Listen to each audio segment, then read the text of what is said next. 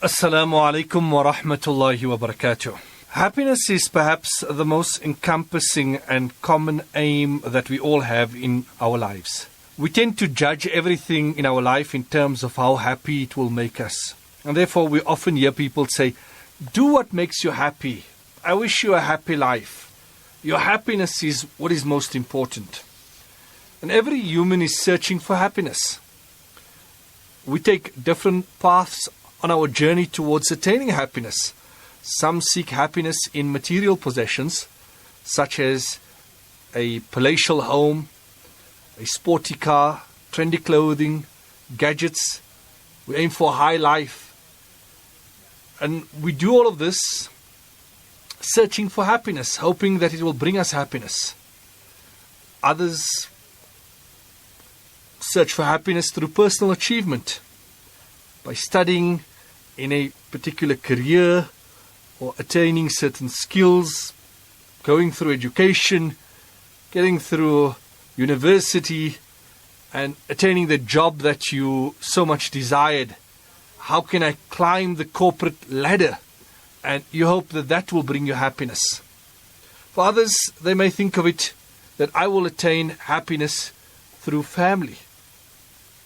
And that is why a person starts off his life getting a job and then he gets married and has children, and he hopes that his children will bring him happiness and his family will bring him happiness. But throughout this, for many, there comes a time when you ask yourself that what I wanted I have achieved, but has that brought me happiness?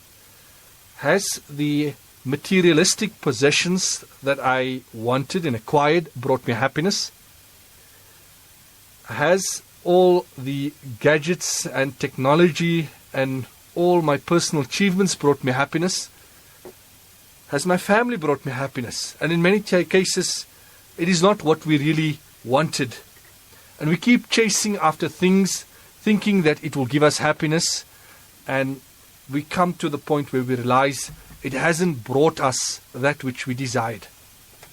There was once this American banker who went on a holiday to a coastal town in Mexico. And while he was walking on the beach, he saw a small boat with a fisherman. And he stopped by to chat to the fisherman. It was a Mexican, a local. And he asked him a question, and he said to him that, how long did it take you to catch this? And the Mexican replied, only a short while. And the American banker then asked, why didn't you stay longer out and catch more fish? And the Mexican said that he had enough to support his family and to take care of his immediate needs. And the American then said that, but what do you do with your rest of your time? And the Mexican said, I sleep late, fish a little, play with my children, take an afternoon nap with my wife, and then I stroll outside the village in the evening and sit with my friends and sip juice. I have a very busy life. The American scoffed at him and said, I am a Harvard MBA graduate, and I can help you. You see, you should spend more time fishing.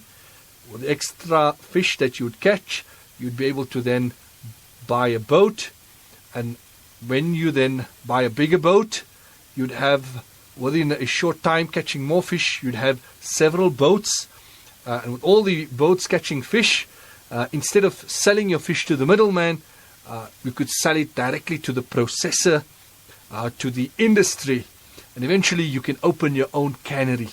You control the product, the processing, the distribution, but you'd need to leave the small coastal fishing village and move to Mexico City, and then from there perhaps to LA or to New York, where you will run your entire growing enterprise.